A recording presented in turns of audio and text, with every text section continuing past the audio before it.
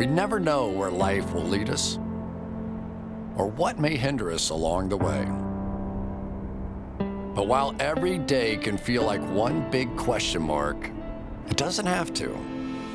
With the right insights, strategies, and solutions from Western and Southern Financial Group, together we can look ahead to leave the unknown behind.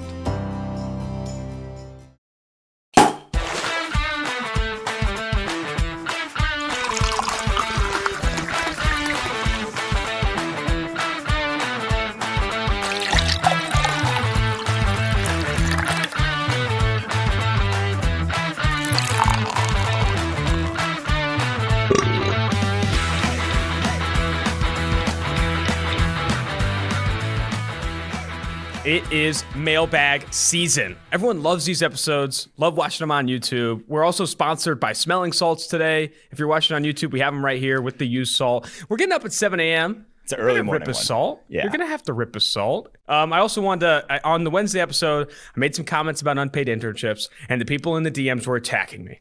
Oh, they were like, oh my gosh, I would take an unpaid internship any day of the week. Or some people who are taking the unpaid internships have said, man, I wouldn't trade that, trade that experience for the world. I get it. I agree. Unpaid internships have a ton of value. It is not on the person taking or that had took unpaid internships to feel like they were in the wrong. No, you did the right thing. You were in a great position. If you were in a position to take an unpaid internship, you should take it. It's the same kind of feedback I give college students who ask me all the time, should I get a master's degree? If your parents are paying for it or you're getting a scholarship, absolutely. If that money's coming out of your pocket, I would argue against it. And the thing is if you're dealt a good hand in life, if you're born on second or third base, you should take every opportunity you get. You're a kid. Take the unpaid internship. Get the $20 a day for lunch. All that stuff. You fucking make some plays, dude. You were dealt a good hand. When you get home, though, be a good person. Be a good person when you get to home plate.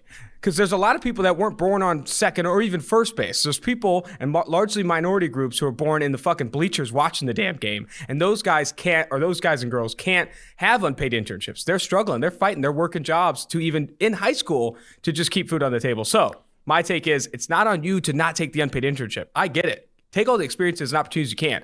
But when you get there and when you're in a position to hire paid internships so you can get those people who are born in the bleachers into the mix and giving equal experience. Yeah, it's time for me to go back to my business school days here. Flex a little business school knowledge. Oh, the externalities. It's an externality.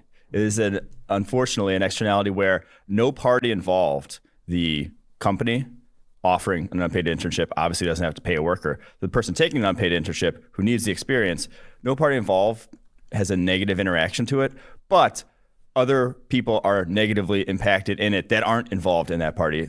Specifically, it's a classist sort of system of offering something for no money that people who can't work for no money can't do, and then are negatively impacted by that at large. So it's one of those things where that is when free market people will say government can step in and I think that's a great example. Which, I feel like the government has rules against not being able to, not paying people at all. Like, there's a minimum wage.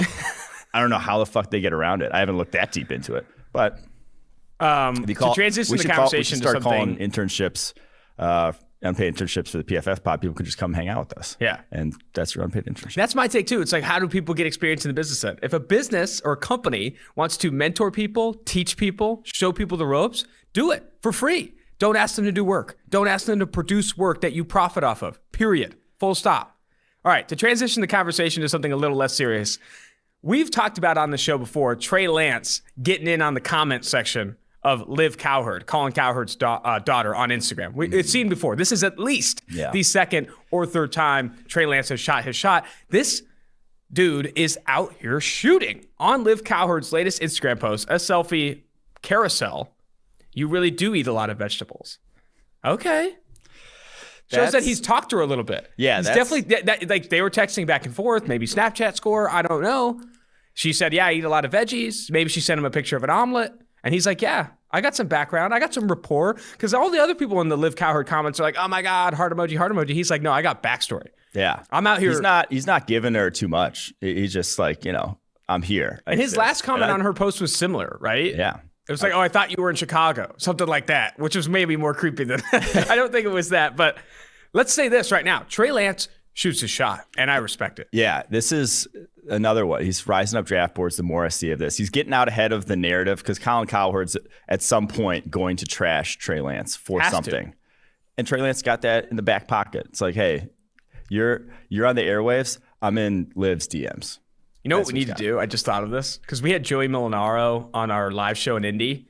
We could shoot him a text, shoot him a DM. Be like, buddy, you need to get a Cowherd impression of him seeing the Trey Lance comment. That would do numbers for the kid. Yeah. I might text him after the podcast. That's a good idea. Because that would do absolutely fucking numbers for him. I will say, I feel like you have to be at a certain level of status to be able to just leave that comment. And like, you're a normal guy leaving a comment on someone's, you look like a creep. But if you're Trey Lance, first round top 10 draft pick, you can leave that comment unadulterated. I might start commenting on her same post with a variation of what Lance says to show that I'm trying to say she's also texting me the same stuff. So yeah, just reply like, dude. We'll see how it goes. But I'm going to text Joey Molinaro. Also, Trey Lance. I mean, Colin Cowherd, this is a call out to you. You start trashing Trey Lance, that boy's coming for the crown. Okay, you better look out. He's gonna get. He's playing chess. You're playing checkers. If you want to start trashing you. So either way, let's get into the listener mailbag here. Damn, that is funny. If you're on YouTube, Quinn, you should show the screenshot of the Instagram post because it's funny. But listener mailbag, we're starting with Jameson Schumacher. Number one, who are some names to look for at the Chargers on day 2 or day 3? We have 2 third-round picks. I've always been on the Waddle train for round 1 if he's there, and Slater or Darisaw if he's not. I think round 2 would be a great, if you're going Waddle, would be a great time to address offensive line because I think this class will still have talent there.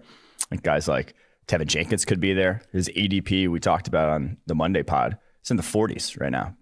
That's where you're picking. That's where you're hoping he falls to. Sam Cosmi from Texas, I think would be great as well. I think with how deep the tackle class is, you take your shot at a tackle, and if you want to play him inside, if you feel good about your tackles, then next year play him inside by all means. I think the cornerback class also, again, they're taking the scheme, Brandon Staley from the Los Angeles Rams, zone heavy, some man concepts on the outside, but like you can get away with the 5'9" guys. You can get away with an Asante Samuel. I think that would be a great fit for that scheme. So someone like that in the second. In the third round is when I'd start to look nose tackle. I think Aleem McNeil could fucking be there in the third round. That would be a great. They need some beef, man. They've just, like, Jerry Tillery is too light to play on the inside. I wouldn't be surprised if he actually moves out to the edge this year.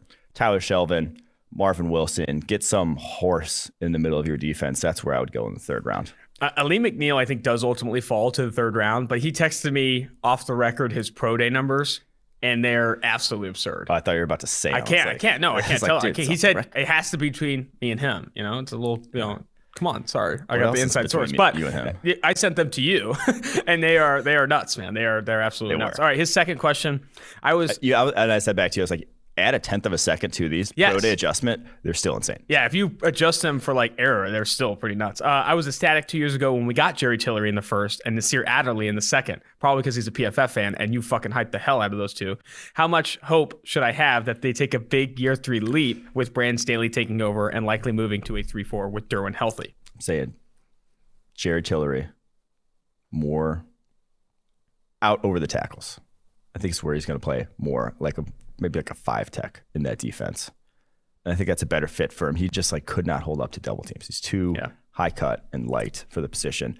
But when he was playing more out on the edge, we saw that's when he was at his best this past season. Actually was productive there this past season.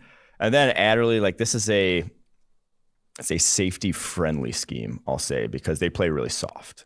It lets them, they don't get attacked much.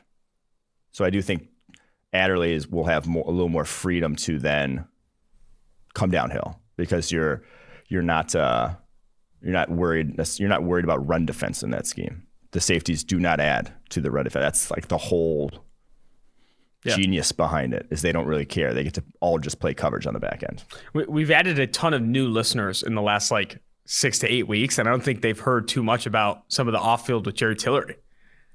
Jerry Tillery, and I think if you follow the podcast now, you know that I do a lot of the interviews, and he right now is one of the more awkward interviews I've ever had. He was very nervous, very, you can still find the interview on YouTube. And the other thing is that you were talking to some of the Chargers social media people, and we were that he doesn't hang out with a lot of the players, and I think he has a lot of interest outside of football, and was just an interesting culture fit to where I think that led into him seeing a little bit of a learning curve in the NFL. Honestly, yeah, he would on the bus be with the personnel, the pro personnel. Yeah, he didn't sit with other players on the bus. Dale Jeremiah told us that he randomly ran into them taking an internship at a bank. Yeah, in the off season. But he probably doesn't need to be paid. Yeah, and all this stuff. And there was a lot of concerns with he liked to read books, he liked to play tennis. People were does this guy love football? And then you factor in some of this stuff where he's not fitting instantly from a culture perspective. The tennis one always cracks me up.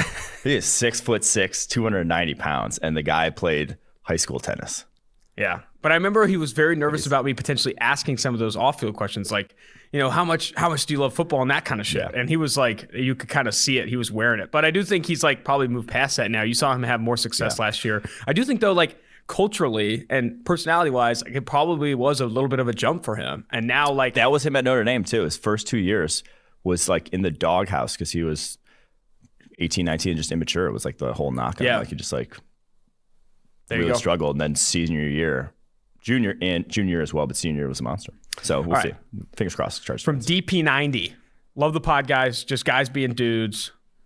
We got to move past. Austin's 21st birthday story was great. Some people hate when I read I added this one because he too is permanently banned. Some people don't like that we just keep reading reviews of the pod, but Austin's 21st birthday story was great, as I am too personally banned from a Las Vegas hotel. Awesome. But it's fine. I never wanted to go back to the Hard Rock anyway. Oh, if you're going to get banned out of any hotel in Las Vegas, Hard Rock's a great one. Yeah. That or Circus. But if you're still going to Circus at 20 plus. If you haven't been kicked out of the Hard Rock, you haven't been to Vegas. It's true. Very good point. Very good point. All right. From DP90 here, first question. So it should be obvious the main need for the Chargers offensive line. Oh, so another Chargers question. Oh, yeah. I personally think they could do with an entire new 5 starters along the offensive line. But other than that, what position do you think they should go for? You kind of answered this already, but what's your take? Yeah, I really like defensive tackle somewhere on day 2. I think you can just continue to add to the defensive side of the ball. Obviously, you want to surround Justin Herbert. That's how you're going to win. Offensive line should be the main focus. But then defensive side of the ball, I don't think there's necessarily a position I wouldn't address. Maybe linebacker is probably the only one I'd say you got Kenneth Murray there. I think you'll be fine going forward. You don't necessarily need to add to there. So I think you could add anywhere else. And then he also asked, what are some UDFAs potentially in this class that could do numbers? Oh, what right there? Oh, KJ Stefferson is my boy. This wasn't even invited to the combine. This is my shot to pimp out my guy. Former Notre Dame.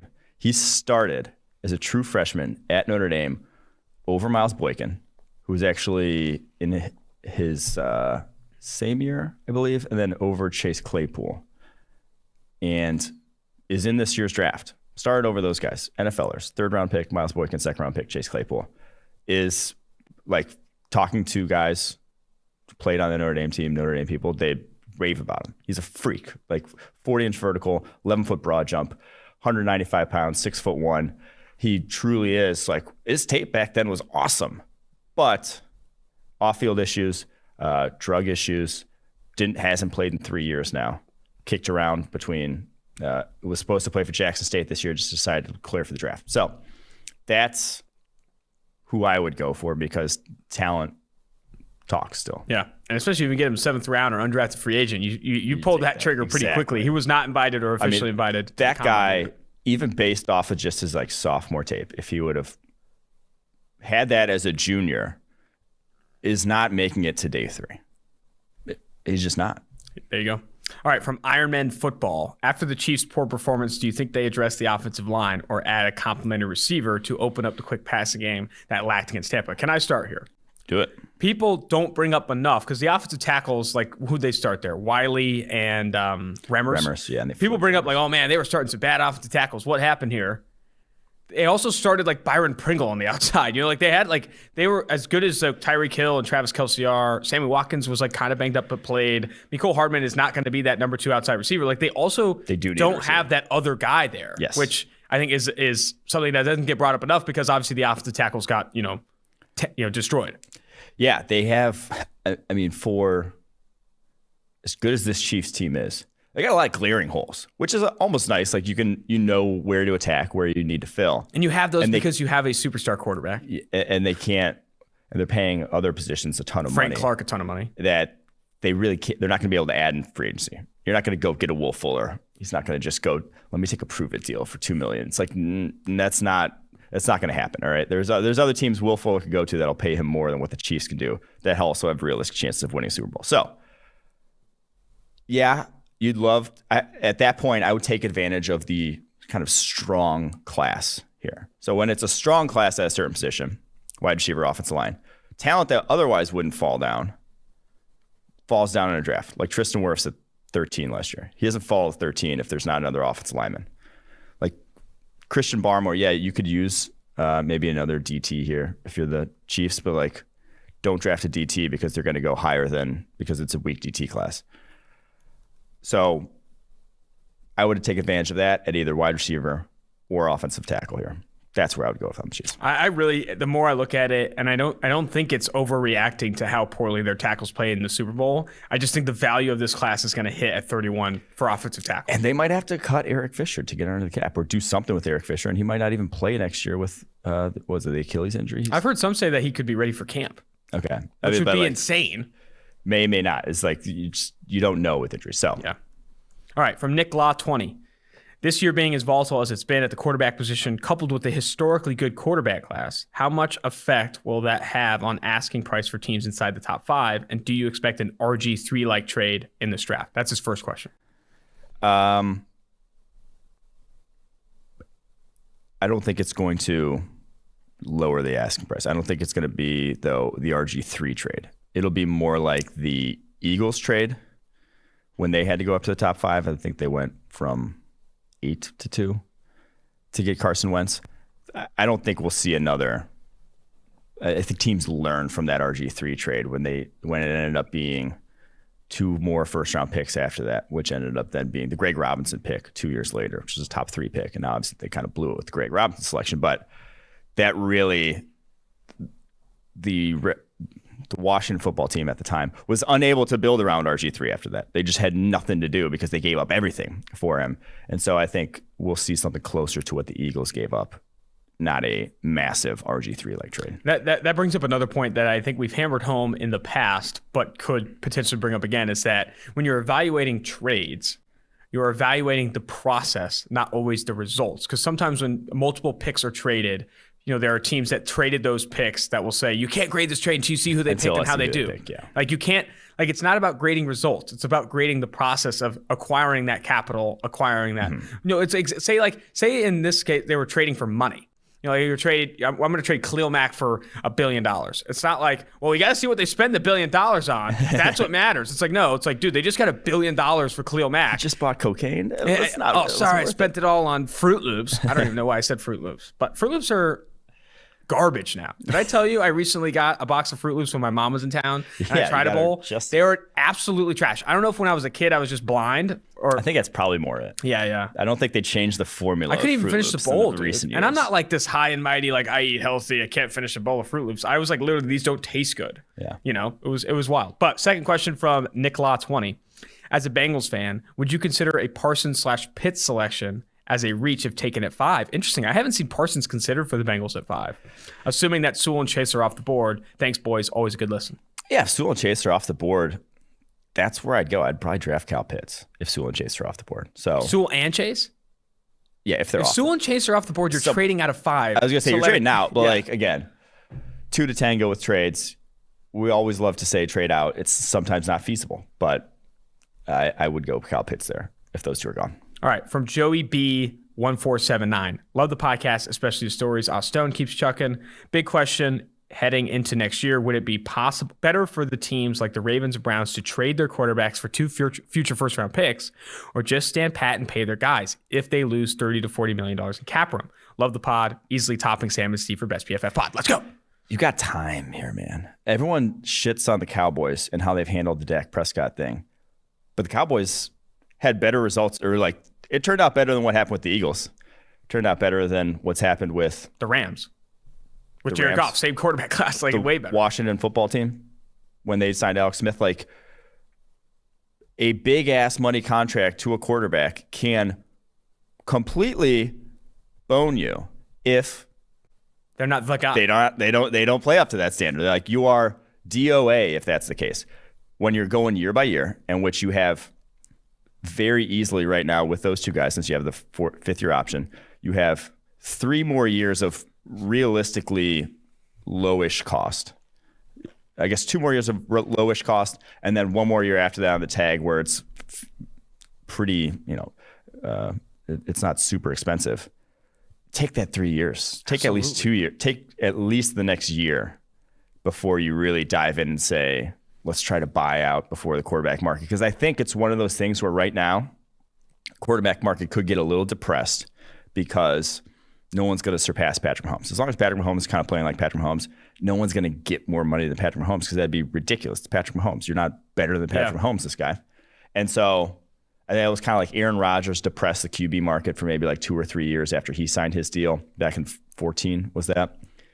I think that's a very similar scenario here where you're not going to, all of a sudden, the market for Baker Mayfield and Lamar Jackson is not going to be $45 million. Yeah. So when we were talking to Mike Tannenbaum on the Sirius show last week, we brought up the Dak Prescott situation. He said, I was like, what do they do? He says they should have paid Dak 2 years ago. And at face value, it's like, yeah, sure.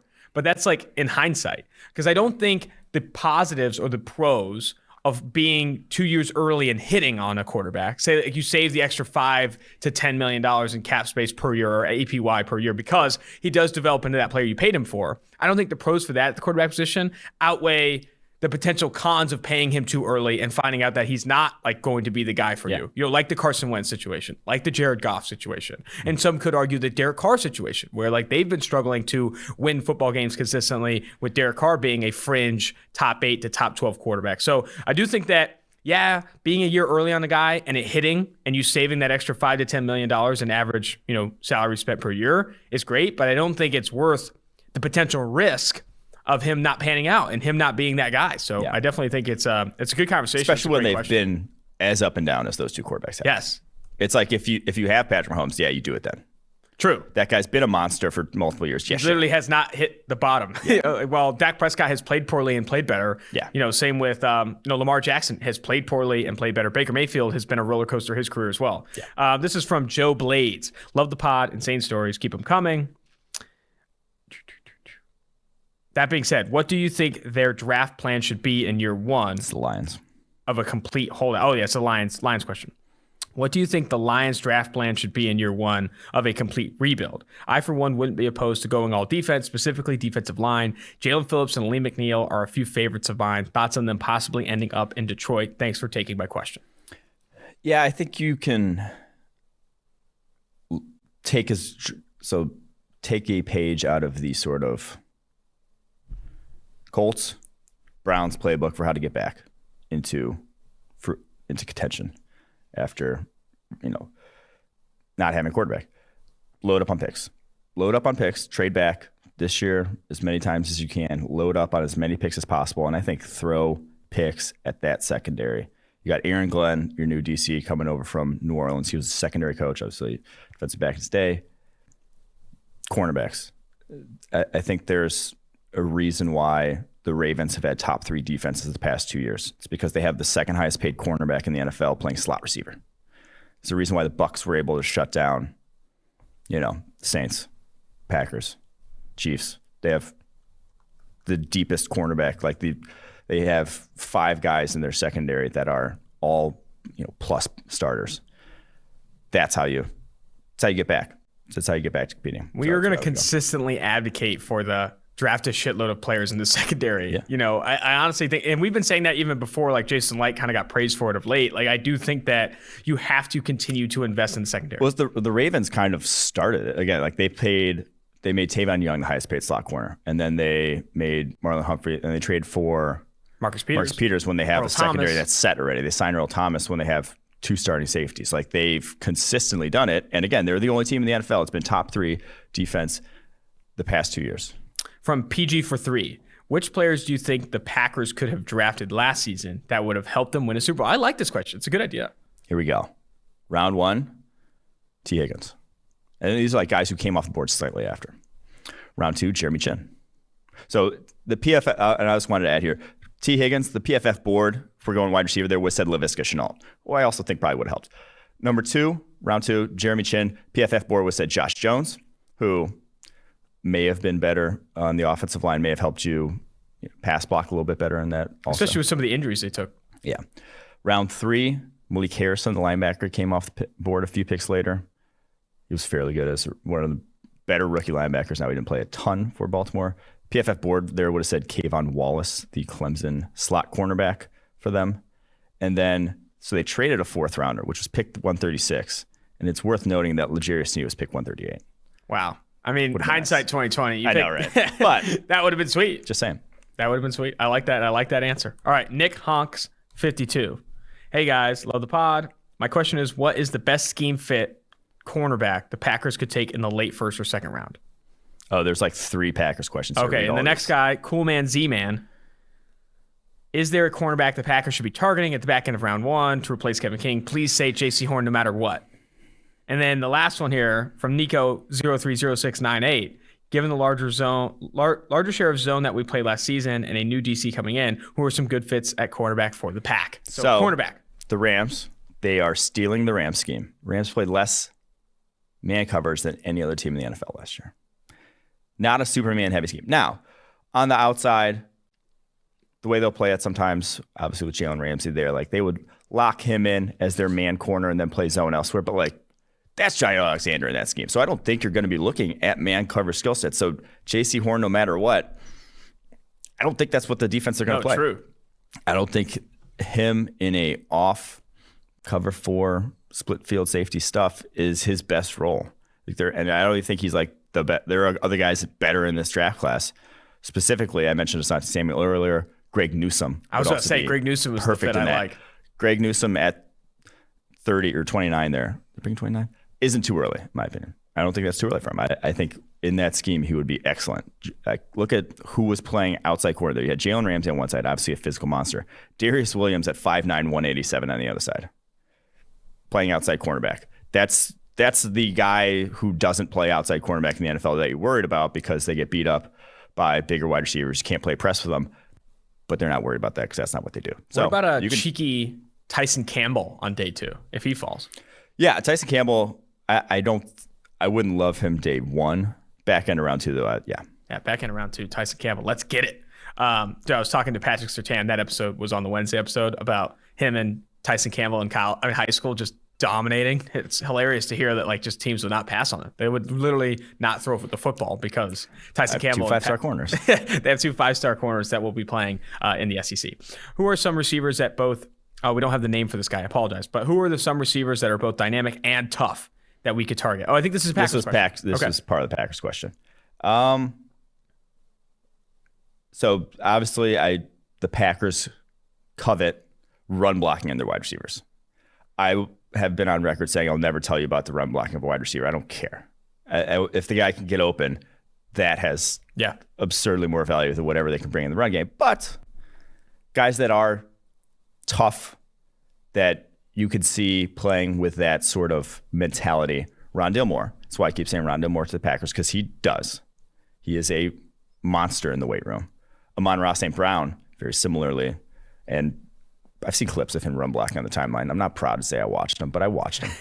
They looked good. Sage Surratt as well. Now, Sage Surratt doesn't bring the sort of dynamic, deep threat to that offense, but later rounds, those guys. Do you think that teams with mobile quarterbacks neglect their protection too much? Russ made a comment about this, and I would say the Cardinals are beginning to skip Murray's protection because they're aware of his ability to escape. I think this is a good question. I do think that team is definitely considerate. I don't know if they're skipping Murray's protection. Like they signed. No, I don't think they're like. Yeah, I don't. They drafted Josh Jones in the 3rd. They signed what's-his-face Beachum last year to a 1-year deal. I think they're trying to protect him. But yeah, I feel like there is something to that. Mobile quarterbacks, you feel, and one, it is true in terms of defenses will rush a mobile quarterback differently. You will have more time if you are a threat to break the pocket and run outside. You don't need to have as good an offensive line to get still good pass protection results. And we brought that up multiple times with Lamar Jackson and Ronnie Stanley and Orlando Brown Jr. Orlando Brown, yeah. So that is a thing. But yeah, I think that was kind of the Seahawks are regretting it in retrospect, because when you do have a dominant offensive line like the Ravens in 2019, that's what it looks like. Like the option runs, when you have one of the best offensive lines in the NFL, make your offense unstoppable. Like, yes, you can get good results with option runs with shit along the offensive line, but when you have good run blocking and you have that threat of the mobile quarterback, it just takes it to another level.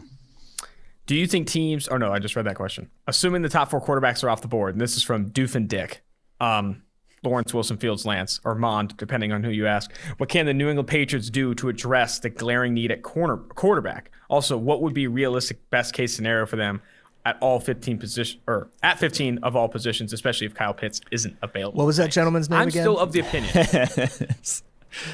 I'm still Doof of. and Dick. What'd you say? Doof and Dick? Yeah, what was that gentleman's name What? again? It was. Doof and Dick. Okay. Yeah. I was just checking. Okay.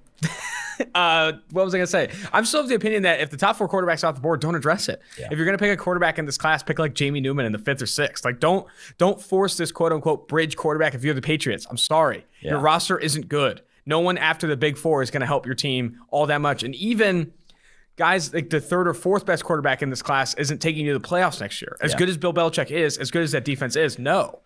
Tank and go get Spencer Rattler. Tank and go get Sam Howell. And use that 15th overall pick to either trade down or attack a J.C. Horn.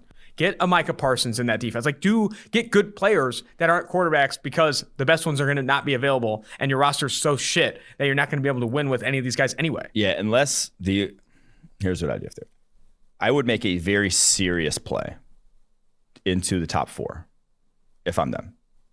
That's what I try to do, if that's feasible, to number 3 or number 4, to try to get, if Fields is there, Lance there, whoever you want. That's would be, if you don't do that, I'm not drafting quarterback round 1, I'm not drafting quarterback round 2. I'll think about it round 3. Maybe a Davis Mills, maybe a Kellen Mond, Kyle Trask, someone in that range, even though I've fucking lamented against those mid-round quarterbacks, saying how low the hit rate is on those guys. But I wouldn't hate it just to have someone in the building, but I just think they're not in a situation where you can take the also-ran quarterback in this class. I just don't think that's your best case scenario. And I was just going through their draft history and had to bring up, man, how the Dalton Key and Devin Asiasi picks last year Made no sense. are just made no sense at the time. In retrospect, are still, and it's another one where if it's a weak class, I don't like drafting players from weak draft classes, super weak tight end class. You're just not going to get your value, because those guys go 4th, 5th round any other year if there was like legit talent at tight end.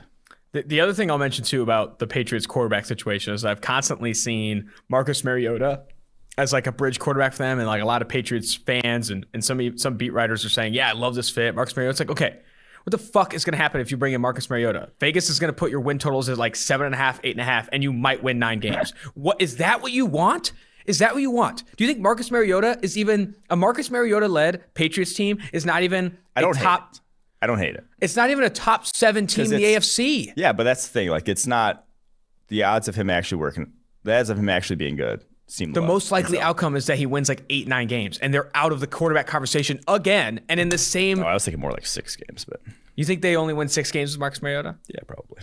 Okay, either way. 6 is too much. Yeah. You want to win 4 or fewer games next year. You want to be drafting inside the top 5. But it's like, he was a guy considered very talented, showed to be very talented early in his career. Something happened.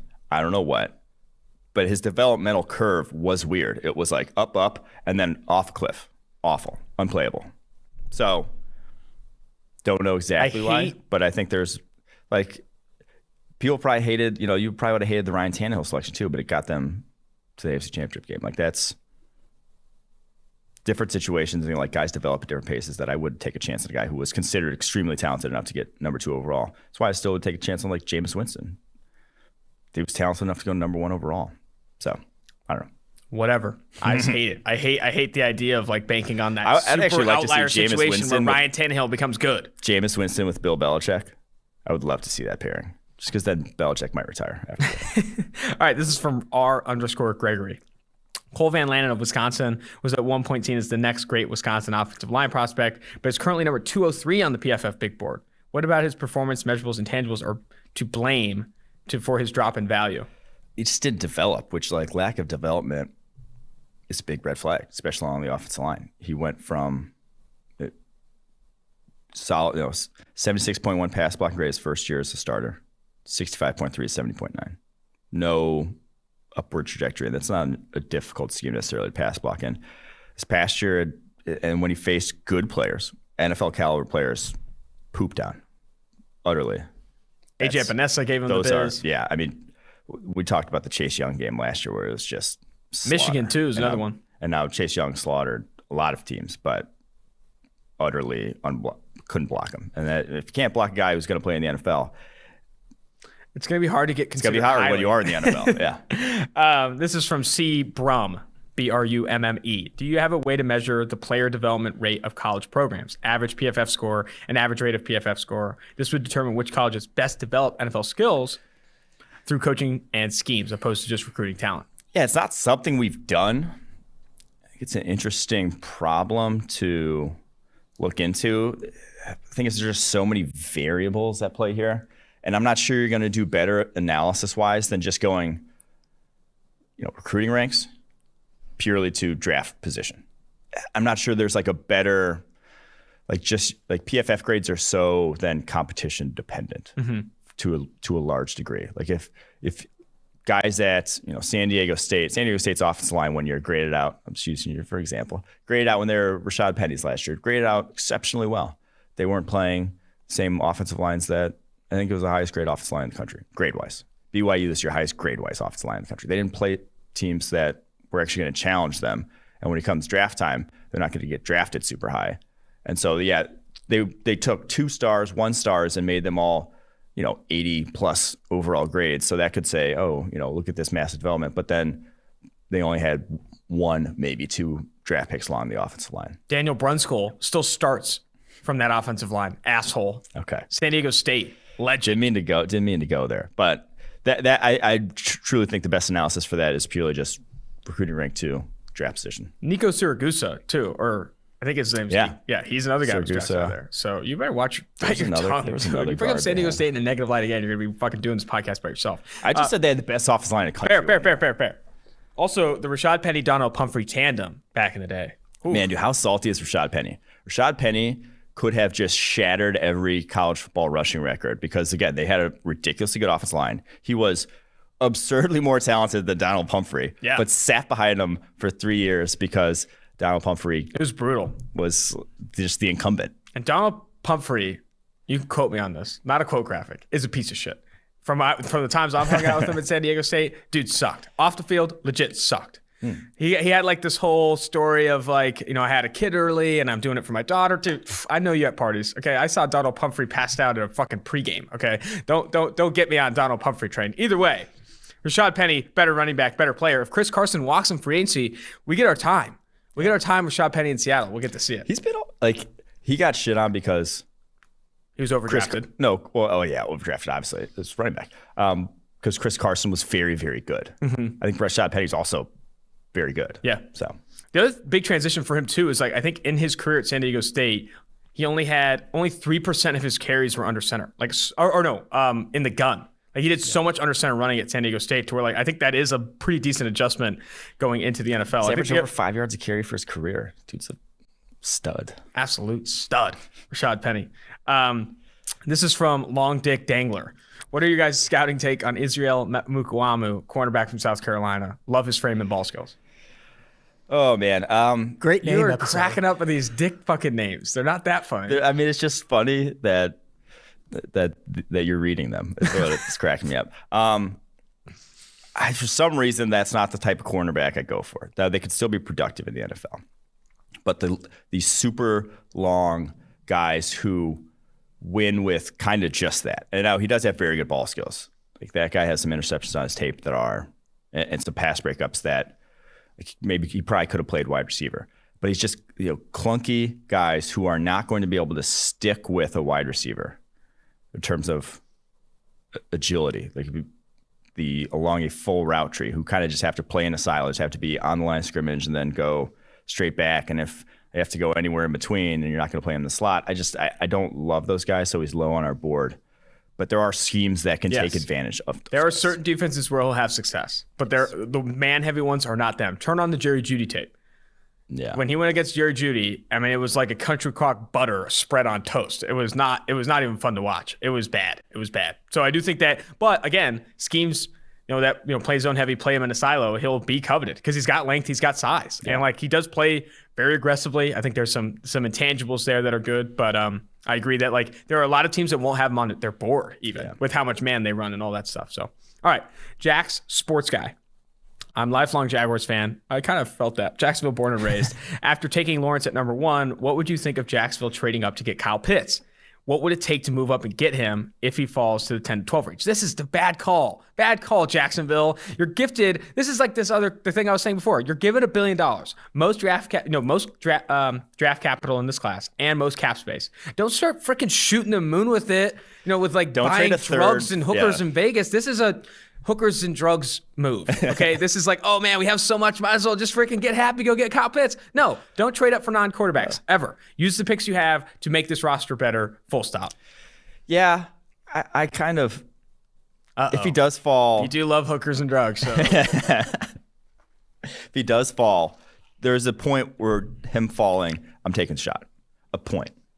This price is right for everybody, because at some point, cornerstone blue chip talent is very valuable in the NFL, more valuable than that one guard you could draft in the second. So I do think that there is a price to get to pick. So the corollary here, most recent one, the Steelers, to get from 20 to 10, they had to give up pick 52 and a future third rounder.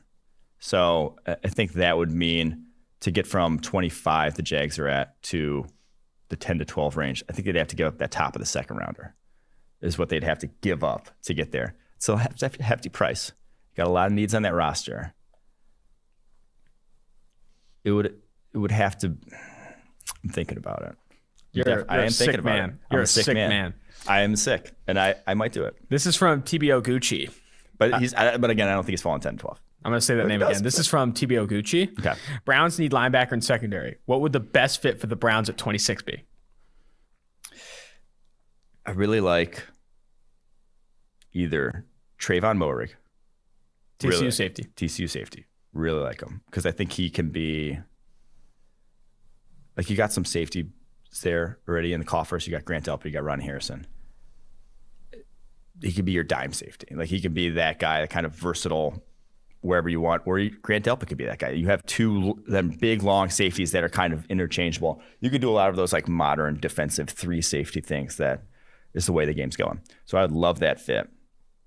Because again, it's going from fewer linebackers to more safeties is the way the NFL is transitioning. So you don't need a linebacker there necessarily at the 26th overall pick. You don't, unless like Jeremiah Owusu-Koramoah falls. I probably wouldn't address it there. Defensive end, I would also think about, because again, take advantage of a deep defensive end class. I like Azeez Ojulari fit because I think he's like NFL ready, and he kind of has a complementary pass rushing style, in my opinion, to Myles Garrett. Myles Garrett, maybe the best bull rusher in the NFL. He's going to collapse the pocket on his side. Collapse pocket, quarterback backs up. Azeez Ojulari is right there because he's a top of the pocket bender, and those guys will run into a lot of sacks if a quarterback has to go back up. He had another question. With both out with season-ending injuries last year, can you see Greedy Williams and Grant Delpit making an impact next year? Boy, can I. That's, if you're the Browns, this is where your fingers are crossed. This is what you're banking on taking you to the Super Bowl. Those two guys, because legit prospects coming out. First round caliber on our board. Yes, both top 20 on the PFF board. Greedy Williams is only 23. He is younger than Rodarius coming. Like, he's younger than guys in this draft class at the cornerback position. He's still very young, even though he's going into year 3. Grant Delpit's only 22. He's younger than Richie Grant coming out in this draft class. Those guys have legit coverage skill sets that, yeah, careers got a little derailed by injury. I think shoulder for Greedy and Achilles for Delpit, but they come back.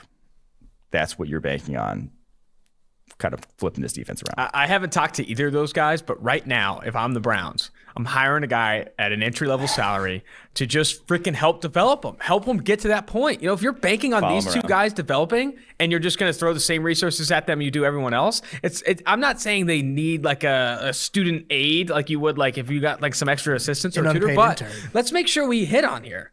Let's make sure Yeah. we hit. Hire an army of unpaid interns to follow them around. Yes, And yes. whatever they need, give. Yes. Anyway, not unpaid. This is from Southside Fish. Like that. Zach Wilson feels like the epitome of Jets. You're joking, man. Epitome. Sorry, the epitome of Jets quarterback. Small school guy with one incredible year of production behind the best offensive line in the country and already had shoulder surgery. Meanwhile, Justin Fields has been the best player his age, regardless of position, since high school, minus Lawrence, of course, both from Georgia. His 2 years above 90 in the Power 5, a 90 PFF grade, and his superior running ability makes him so much more of a safer pick, in my opinion.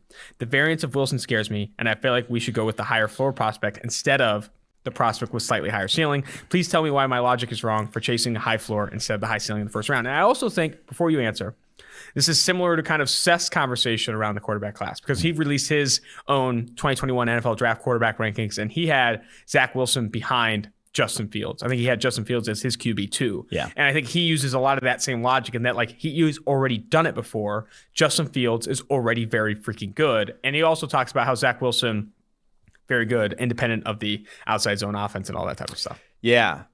I think I push back a little bit on the high floorness of Fields? Wilson versus Fields. I think what gives Fields the higher floor is rushing ability. Like that in your offense, if you want to build a run game around him, that's going to give him a little bit of a higher floor.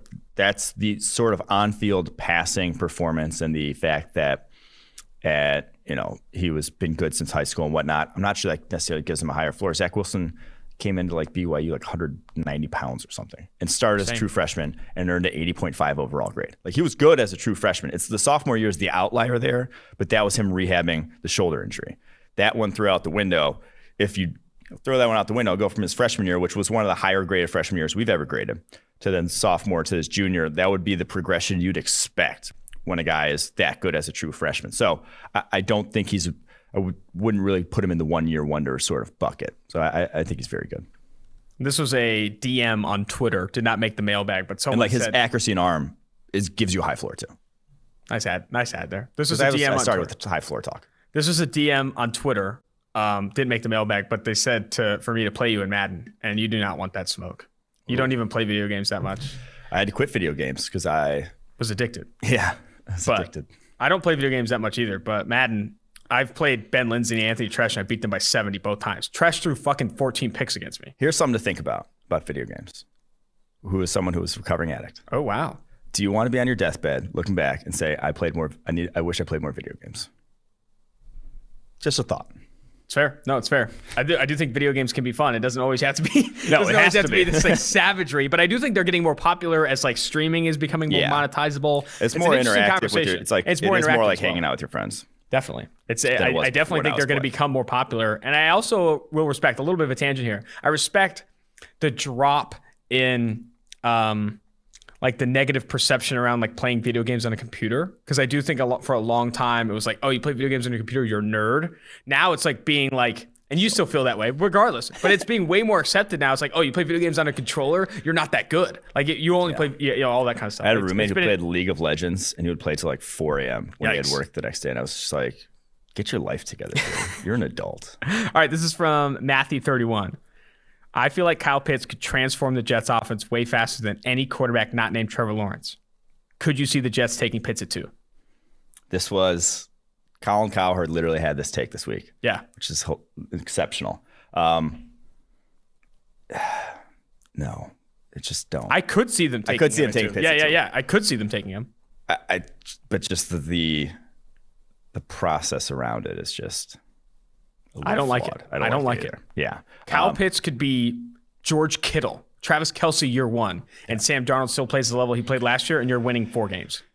Yeah, you still have to then build out basically an entire roster and say Sam Darnold improves. But then, like, as soon as Sam Darnold improves, your cap space goes because it goes to Darnold. Is the big problem there. And then you can't build out that entire roster. Air Maddie, podcast question. Please rate Grant Delpit versus the current draftable safeties. Okay. So, still the worst tackler of the bunch. That's not debatable. But I think just in terms of pure coverage ability, the all-around skill set, I like that question. I think he'd be the top one. I'd put him behind Moehrig because of that tackling, because Moehrig's a little safer in a lot of different regards. But he'd be safety too.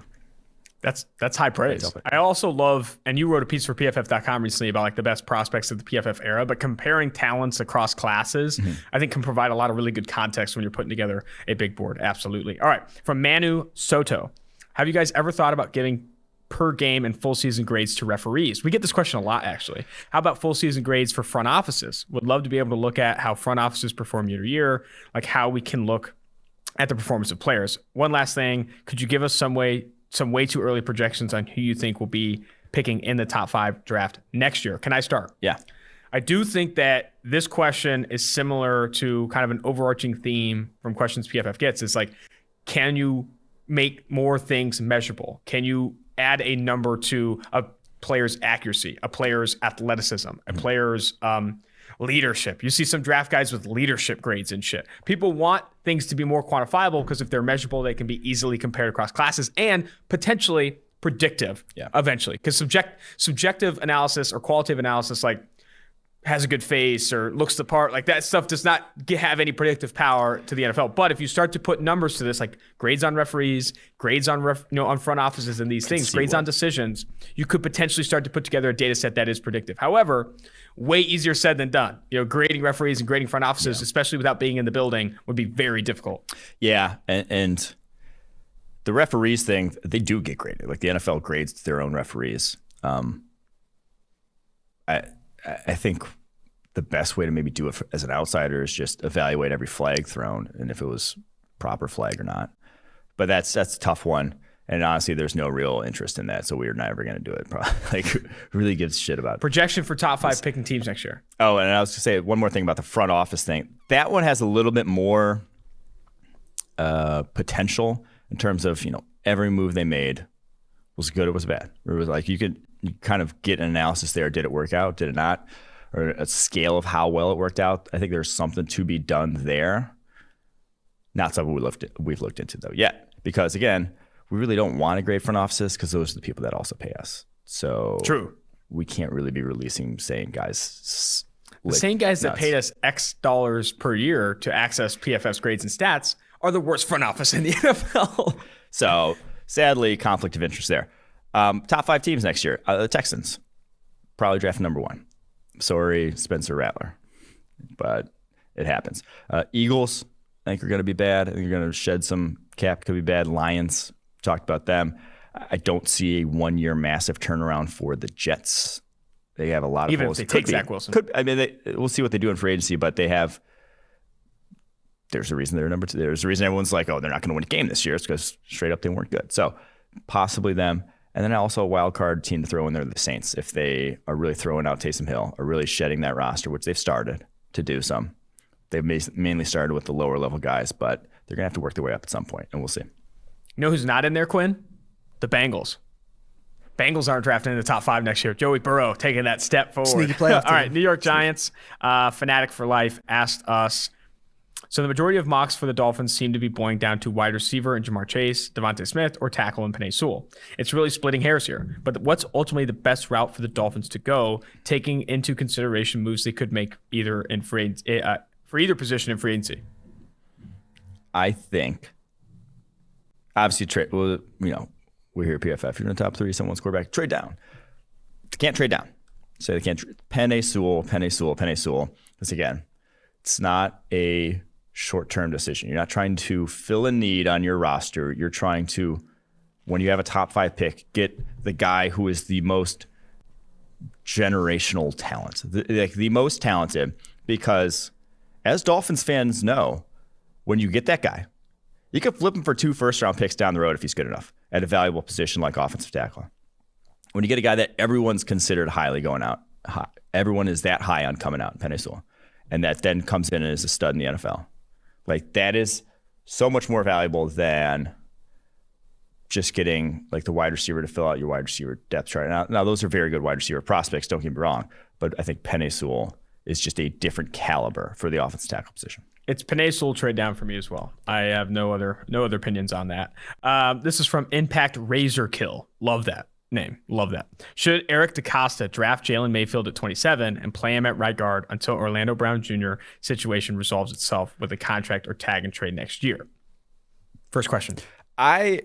We're not obviously not as high as Mayfield as others. He's like 70 something on our board. We talked about that with Brandon Thorne's rankings. And I think this wide receiver class, as good as it is kind of going to be like last year's, where you're sitting at the end of round 2 and you're like, oh shit, it's kind of cooked in terms of guys that can just step in and be a 1 or a 2. Especially at outside receiver. Yes. Because it's a deep-ish slot receiver class, Yes. but if you want an alpha on the outside, they're going to be gone by and I top think 40 the picks. Ravens they've tried those mid-round guys. Haven't worked. Now they tried the first-round guy, and Hollywood Brown actually has been all right. Like his numbers look a lot different with some more accurate deep balls last season. But I do think a bigger outside type of wide receiver, whether it's Rashad Bateman, whether it's Terrace Marshall, you're not going to find at the end of round 2. So that's where I'd go. Dude, the second question is incredible. Should the NFL ditch wildcard weekend, instead have an 18 playoff with the Super Bowl being a best of 3 series? 10 to 12 days rest between games could be more lucrative for the league. Take over a city for a month. Fuck, I kind of like it. I know a best of 3 would be nuts. And like the biggest reason, so a lot of people ask, or a lot of people like ideate on why the NFL is only played once per week. And I think the number one response is usually, it's the wear and tear on your body. And I agree that's a huge part of it. Another big part of it is that it is chess. It is like strategy focused. You cannot just show up and play a team. You need to prepare multiple days in advance of playing these games. And again, in addition to the wear and tear on your body, it's a very physical sport. But like, there's other sports too. Like hockey is very physical. Hockey is a very physical sport as well. Same with basketball. They sometimes play double headers because it's not as focused on strategy as the NFL is. There's a reason they play once a week, and a part of it is the wear and tear, but it's also like preparing for these fucking teams. Like you need to legitimately put together game plans every single week. There's so much more organization in football, while those free-flowing sports like soccer, hockey, basketball, it's a lot of free-flowing chaos where like, yes, you're calling plays, those things, but like a lot of it's like, hey, dude, go get a bucket. You know what I mean? Go make a goal, go make a play. A lot of in-transition stuff where like you're being kind of free ball. Best of 3 would be insane. Selfishly, I'd love to have football in February because February is the worst month otherwise in terms of just there's nothing to do. Yeah. It's cold. You got nothing on TV. Did you take over February and then like it's all in the same city? It'd be cool. But you'd also be having teams play possibly 5 extra games. It's a lot to ask when, it's a very competitive disadvantage the next year to play 21 games versus some teams playing 16. You'd also have such a high percentage of the NFL decision makers who would vote on that be like really upset about disrupting the history of the game. Yeah. And I do think like the history of the game shows up a ton in baseball. It shows up a ton and it shows up even a decent amount in football. Like I think that would be a primary argument by a lot of old timers for sure. Like, oh my God, like this is the Super Bowl will never be the same. Like you can't even like it would be a new era, of football. It really would. And I think, do you want to make that decision? But here's the problem. Here's the problem. Here's the fact. If it makes more money, the NFL would do it. Like that's fucking. If the NFL would make a 17th game, if it makes more money for me, I will do it. That's how the NFL is looking at this every single year. Yeah. When they're making rules changes, when they're like, it's literally not to like increase the integrity of the game or make the game better. It's how do we make more money? Mm-hmm. Oh, what if we added this penalty that hurts defenses and called it 25% more of the time to bit more points? I like that. More ratings, more money. Let's do it. Like this is. It's not that hard, man. Stop calling off. It's a holding this year. It's a business. It is a business. How do we make more money? Period. All right. KR295708. Is there a big difference between right tackle and left tackle these days? You have a lot of opinions on this. I'm inclined to think that no, however, have some friends that disagree. I'm inclined to think no. Oh, I'm inclined to think no. However, there's no commas or grammar in this fucking shit. There is not. I'm inclined to think no. However, have some friends that disagree. What can I tell them to prove them wrong? They're using the recent Orlando Brown news as ammo. So no, I don't believe there's a big difference, or maybe even feasibly any difference between left tackle and right tackle, depending on. I mean, if you want to run your offense to put the left tackle on the island more, left tackle is going to be more valuable. If you want to run it to the right tackle on the island more, right tackle is going to be more valuable. And it also then matters what division you're in. Are you in a division with a bunch of good guys who rush off your right tackle? Then your right tackle is going to be more valuable. Because the biggest thing here, the left's the blind side, but when you can see pressure, and this study, we did this study in 2013. Steve Palazzolo wrote the article, April 29th, 2 days after my birthday, that when you can see pressure, it's more impactful. Pressure from the left tackle, can't see it, not as impactful in terms of like you're throwing actually down the field. And that's something that's, not necessarily talked about, it's the blind side, it's more likely to be sack fumbles. But there's a lot of blind side from the front side as well, from the right tackle. So there's not a big difference. The Orlando Brown news, I think teams have caught up to it. You saw Lane Johnson get $18 million a year, become the highest paid tackle as a right tackle. You saw Trent Brown get the highest paid deal when he came out in free agency to play right tackle. I don't think that's why we were saying Orlando Brown news is him saying I'm a left tackle, in my opinion, short-sighted, because they're getting paid about the same nowadays. Yeah, I mean, that was very recent. Like Trent Brown was made the highest paid offensive tackle in the NFL to play right tackle a few years ago, two-ish years ago. I think Orlando Brown should see that and say like, hey, if I'm the guy, if I can be Trent Brown levels of good, which you could argue he's not even been that, I could be the highest paid tackle in the NFL too. I think someone in his camp has got to be like, hey, we got to think about this a little bit more. Yeah. You know, we got to like use some of the Lamar Jackson rushing and stuff. Like I do think there's opportunity to think about that a little more. One more question, and then we'll wrap the mailbag episode with the interviews with Boogie Basham and Patrick Surtain. This one's from Mima K44. Love the pod, and as a Steelers fan, what would the best scenario for them in this draft be? Again, I think the offensive tackle class, sneaky even the wide receiver class, and the edge class are super deep. They don't really have a ton of glaring needs outside of their offensive line on this roster. So obviously I think go offensive tackle if that's how the board shakes out, unless there's a real big run on them before you. I think that's probably where you'll get your best value sitting in the 20s is. Fair enough. I think Tevin Jenkins is an option there. I definitely like any of the talented edge groups, especially if they let Budju pre-walk, which I think they will. Going after tackle and edge. And we're going to say this, because again, we don't, compared to the average draft analyst, we do not factor in need as much, positional need as much. You said this before, draft is for value, free agency is for need.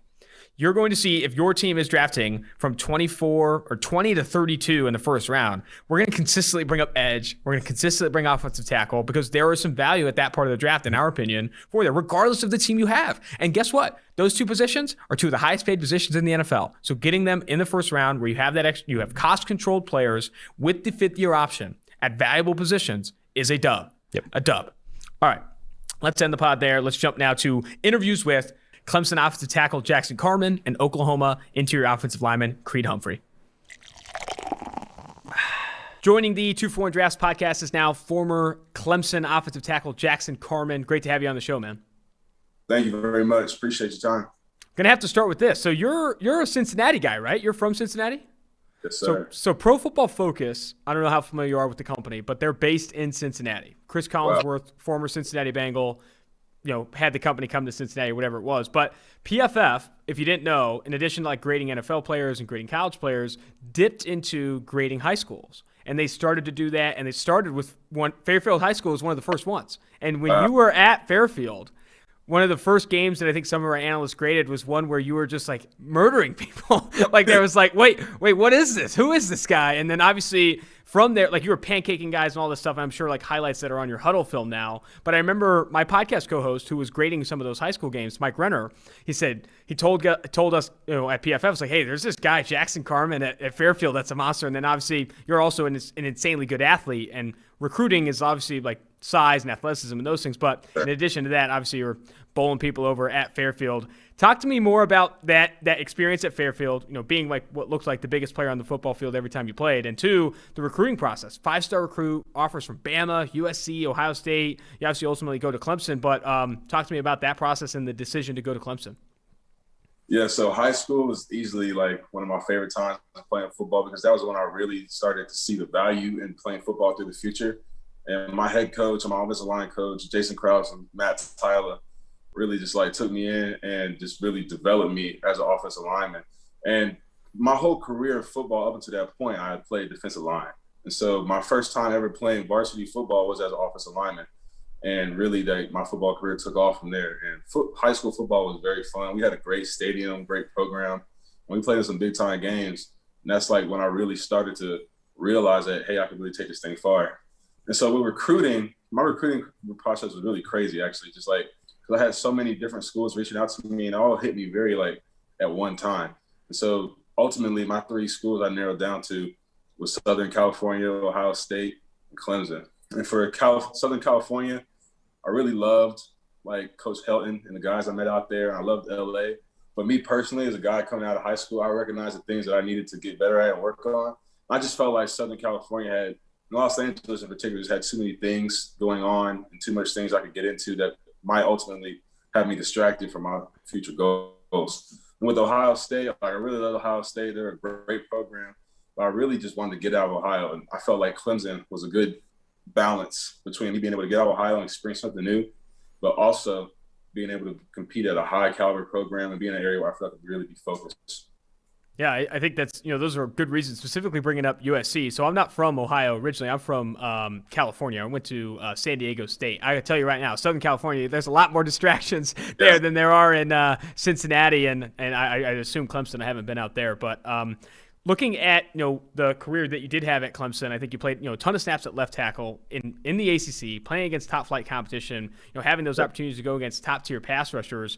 I think it was the right decision. I mean, you go out there and have the success that you did, but playing so much left tackle, there are some that say, like, with your size, 6'5", 335, one of the bigger, offensive tackles. Some say you could kick inside the guard and have success. Have you had any feedback from teams about where they want to play you at the next level, or where you personally are aiming to play at the next level? Every team I've talked to has told me personally that they view me as a left tackle, and most of the teams as one of their top left tackles. But also, every team has asked me how I feel about playing guard. Mm-hmm. And I always tell them that I feel like my ceiling is always going to be highest at left tackle, and I feel like I'm going to be a very elite tackle on the NFL level. But as a player, I'm a very team-like oriented player. So when I go into a club, that's not my decision to make at the end of the day. And whatever I need to do to make the team the best, whatever I need to do to fill in that role, I'm going to be an elite guard. I'll be an elite right tackle. I'll be an elite center if I have to. But whatever I'm going to do it great. Yeah, I think that's a great answer. I definitely think teams covet, that positional versatility along the offensive line, but obviously the most valuable position, the highest paid position along the offensive line is at left tackle.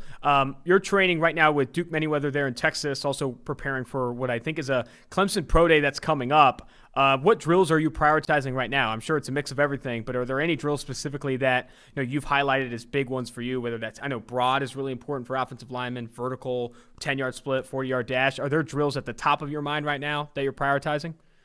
I feel like everything is a priority to me. I wouldn't say there's a singular thing that I feel like I'm singling out. And what weight did you play at this past season, and what weight are you working to play at in the NFL? I did not play a snap over 330 or under 325. And right now, currently, I'm at 315. Wow. And are you working to get lower than 315? Right now, this is just a comfortable weight for me training, and whatever I feel best at when the time comes. I feel like I could play at 325 or 330. I also feel like I can play from 315 to 310.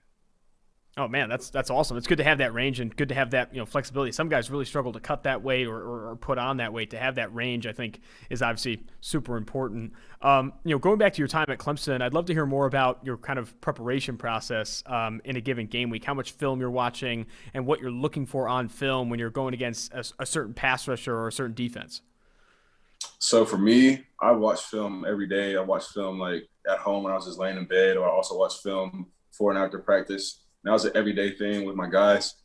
And when I'm going against a pass rusher, one thing I like to do is I like to watch all of their pass rush, like their true pass rush snaps and their pressures. I see what type of set the offensive tackle take. I like to see what the defensive lineman's move, like reaction was to that set. And then what like I would critique or like a comment that I had on that particular play or instance. And I would go through all their pressures, and I'll go through all like their true pass sets. And I would go and look, especially like the teams that played offenses that were similar to Clemson and tackles that I felt like that I respected. I would look at those things and I would break down rushers. And do you like chart pass rush moves? And do you feel like you want to like go into each game, like, knowing what a player is going to come with his primary move or counter move. I've talked to other offensive tackles. Jonah Williams is a guy that comes to mind who, when I talked to him, he said he's got an Excel file of every guy's move and what he's going to do and how often he wins. I'd be interested to know like what level of detail you put into like charting a player's moves and how you kind of prepare to counter those moves. Yeah, I have a whole entire like chart in my notes app with columns that goes through every single move that the defensive lineman does, and then I highlight their favorite move or their go-to move, and especially their versus different types of pass sets offensive tackles take. And so how does that film study kind of change in the off season? Obviously in season, you're looking for tendencies for certain pass rushers and kind of preparing for that week. But in the off season, do you kind of use that opportunity to reflect, watch more film from yourself, or even watch film on NFL guys? Definitely reflecting and watching film of yourself is something I feel like is really important in the off season, because that's your time to build yourself as a player. But also, especially this offseason upcoming for the NFL, something I've been able to do is start building my resume for pass rushers in the NFL and being able to really like go in and dive into that and get into more detail and learn more and ultimately know the league and know who I'm going to be going against and having the foot up to be able to dominate. So I think that's something I'm really excited about. You know, watching those pass rushers in the NFL, who do you think is kind of at the best, the best at the game right now? Khalil Mack and Aaron Donald. Yeah, I think some people, Myles Garrett's in that conversation as well. TJ Watt has had some success. But Myles Garrett also like recently dropped a video on YouTube or Instagram or something, him playing basketball. Just looks like an absolute freak. That guy is a freak of nature. What about offensive tackles? Do you watch any NFL offensive tackles? Do you pattern your game after any tackles in the NFL? Yeah, so I love to watch guys like David Bakhtiari, Trent Williams, the kids from the Ravens, Brown and Stanley. I also like to watch some of the older guys like Ogden, and even like watching guys like Munoz, like people kind of like forget about. I feel like I've watched or at least like studied every single like major elite offensive tackle in the past like decade, and just really being able to like take little bits and pieces from everyone's game and add it to my own. I wouldn't say there's necessarily a certain like one that I feel like is like exactly like me, but I feel like I see myself in different guys like Trent Williams and Joe Staley, like just very natural, fluid athletes. I also feel like me and like Tristan Wirfs kind of like very look similar, just like as far as like body composition, the way we're built and the way we move. Yeah, Tristan Wirfs is like yourself, is an athletic freak. I mean, that guy like broke combine records for broad jump and those things. So I think something that's highlighted from PFF's angle is that, obviously super explosive athlete and you win with that explosiveness and athleticism at the collegiate level. Do you feel like that's like the key strength that separates you in this class if you were building out your own scouting profile, or what do you feel like separates you in this tackle class? I feel like that's definitely one aspect that I feel like really does separate me, is my just like natural athleticism and explosiveness. But also, I feel like I'm a very intelligent football player. I'm a very, very mindful football player. And I feel like a lot of those things kind of get overlooked. Just guys that are able to just like feel the game and see the game and react and to know like what they're doing from a mental standpoint. I feel like I have a very, very good mind for the game. And I think it gets underrated because, the guys on Twitter and media scouts don't necessarily get into that. That's why I think when you talk to NFL scouts and people in NFL front offices, they value the interview process. They value putting guys on the big board and having them run out plays and that kind of thing, because intelligence is so important. Who are some guys, playing in the ACC, playing against talented pass rushers, who are some guys that you felt gave you good competition in the AFC or ACC, and who do you feel like was like the best guy you went up against? So throughout my career, I feel like I've gone against a very good resume of pass rushers. Starting with my sophomore, even my freshman year, the big four defensive linemen at Clemson, I went against every day in practice, Xavier Thomas and KJ Henry as well. But starting from my sophomore year, Alex Highsmith from UNC Charlotte was a dude, very underrated in college. Chase Young, obviously. Caleb Chase-On in the playoffs. Ken Law, right before the playoffs. And then moving into my junior season, Patrick Jones from Pitt, the kids from Notre Dame, Tyreek Smith from Ohio State, Roche from Miami. And I feel like I've really gone against like a lot of really elite guys. It's every single week in the ACC, man. Every single week you're going against a top guy, it seems like. That's definitely a good resume. We can finish with this, man. I really like to ask guys, what their motivation is, why they pursue the game. There's a lot of sacrifice that comes with, playing in the NFL and pursuing, the league like you are right now. What is your motivation behind, playing football and putting up as much as you have? I feel like there's never a singular motivation. I feel like I have a lot of different things driving me.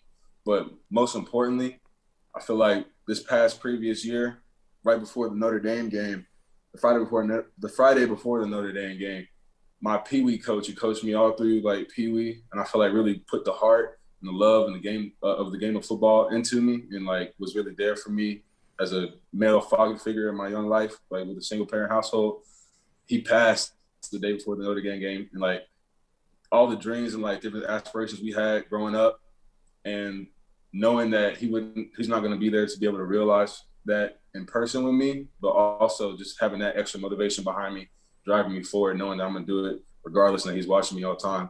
And then also just being able to provide and just completely flip the narrative of generational wealth in my family. And then also just, I feel like for me, just being able to push myself and see how great I really can become, and not just being a guy that has potential, but realizing and exceeding that.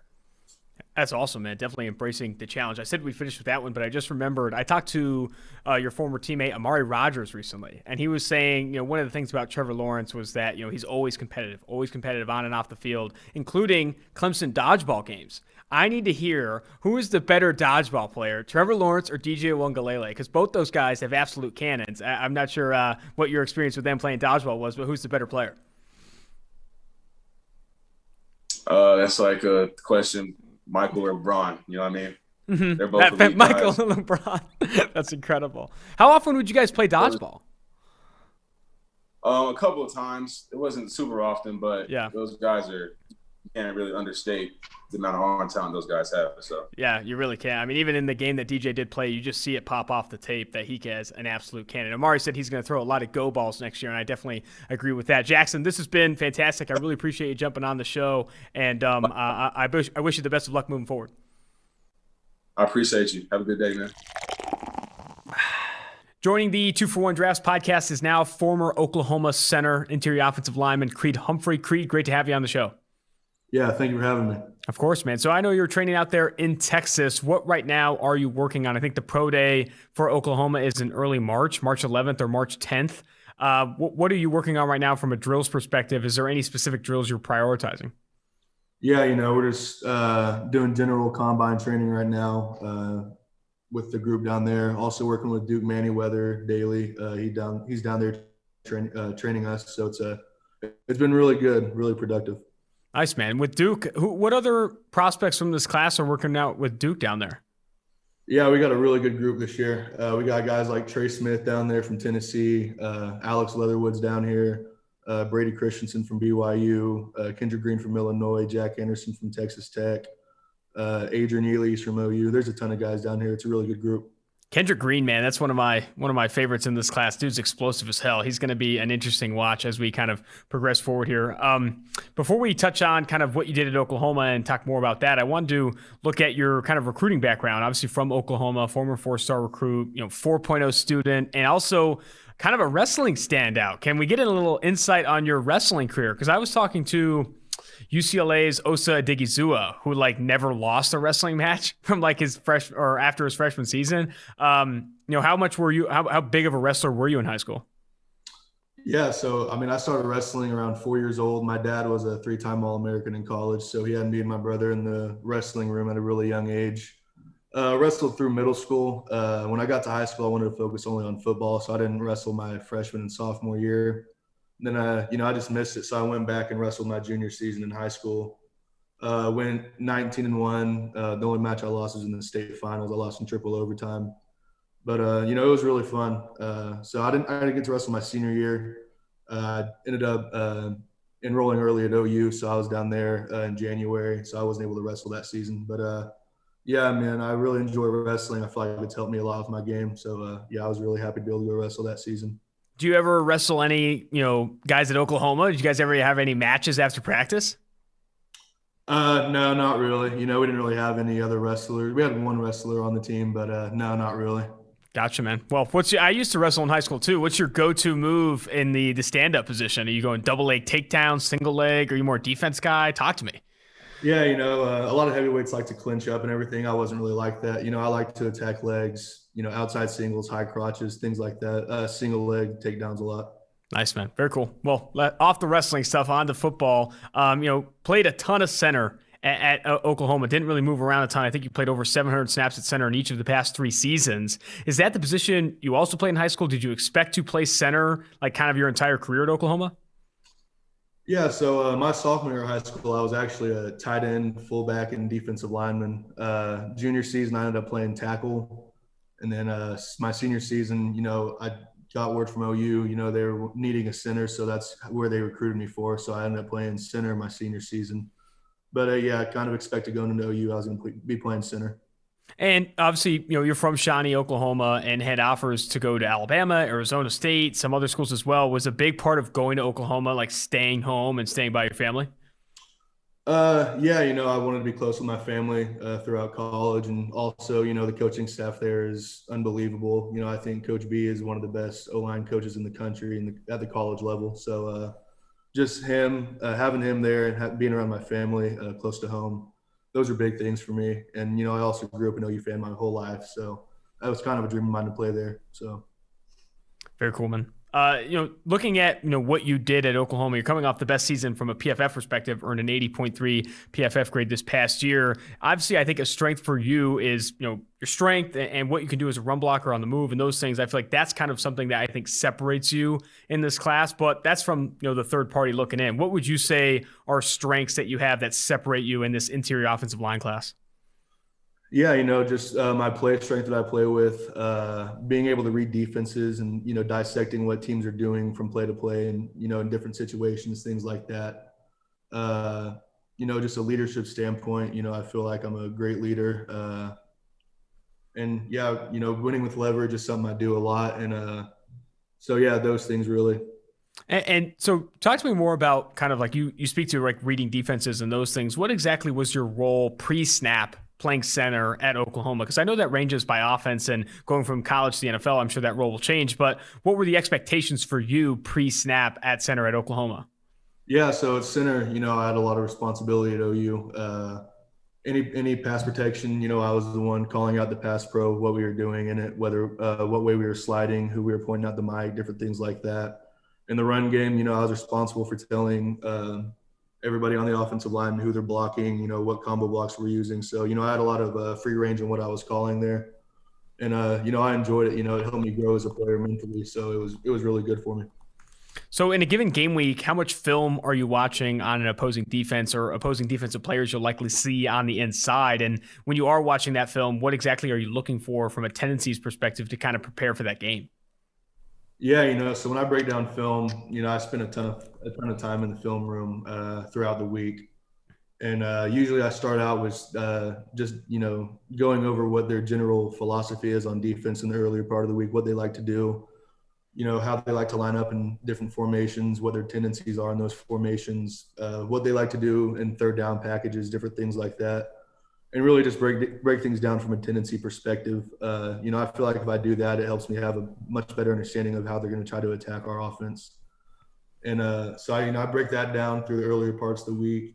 And then in the later parts of the week, I like to break down personnel film. So, I go in there, start reading what they like to do as far as, how they use their hands, how they like to pass rush, different things like that. And just so I have a really good idea of what I'm going against coming into the game week. You also had an opportunity to go to Mobile and play at the Senior Bowl during that week and go against, some of the top prospects in the country or in this class. What was that experience like for you? What did you gain from that week? It was great. I got to go against a ton of good players there. Really I felt like I got to showcase what I can do against top level talent, and I felt like I had a good week. I felt like I learned a lot of stuff, and how the Dolphins like to approach how they're playing a game, different things like that. And I thought it was a really good week. I got to meet really good people too throughout the week. So it was a good experience. What feedback did you receive from, the Miami Dolphins coaching staff, both positive and negative? And I know from what I've heard from talking to other guys that were down there was like a speed dating session, like 15-minute intervals with every single team. Was there any feedback you received in there or any information you received there about your game? Yeah, one thing that, I got a lot of feedback on was, how I approach the game and, how professional I am in that situation. With the Dolphins, they talked to me about, how coachable I am, going in there and learning different techniques and being able to learn those very quickly. That was one thing that they pointed out. So it was a good week. A lot of good things that I heard to be able to improve my game. And I know we talked about, watching film in season and kind of preparing for upcoming defenses and those things. How does that film preparation for you change in the off season? Do you like to watch a ton of film on yourself or film on NFL guys? I guess I'm interested to know like what film study you're doing now. Yeah, I go back and, keep watching teams that we play in our conference throughout the offseason. And I like to break down NFL guys during that time to kind of see what they do, what makes them successful, what techniques they like to use, things like that. So at OU, we have a huge library of NFL guys to watch, from a ton of years. So, I like to break down guys like Nick Mangold, Travis Frederick, the Pouncey brothers. Those are guys who I really like to watch. And do you feel like those guys too are guys you like to pattern your game after? You're one of the, I think what's interesting about, your profile is you're one of the bigger centers. Like you are a big dude playing center. Normally you see guys with your frame playing guard or sometimes even getting stretched out to tackle. Who are some other centers like with similar body types that you feel like you pattern your game after? Yeah, I really try to pattern my game a lot after, how Nick Mangold played and, how Travis Frederick played. I think those are two of the best centers in a long time in the NFL. So, I like to watch them a lot and get different things from them. Well, only last question for you, and I like to finish some of the interviews with this, is just talking about, what you feel like you're going to bring to an NFL team in 2020 and beyond, or 2021 and beyond. And also, what is your motivation for pursuing football to the degree that you do? Yeah, my motivation in football is I'm a guy who likes to help people out. And, team sports have always been a big thing for me. I enjoyed wrestling, but that was, kind of a thing that was a one-on-one match, So in football, you get to, play for other guys that you're doing the games with, things like that. So, you get to help out a lot of people, and that's something that's big for me. I like helping out my teammates, different things like that.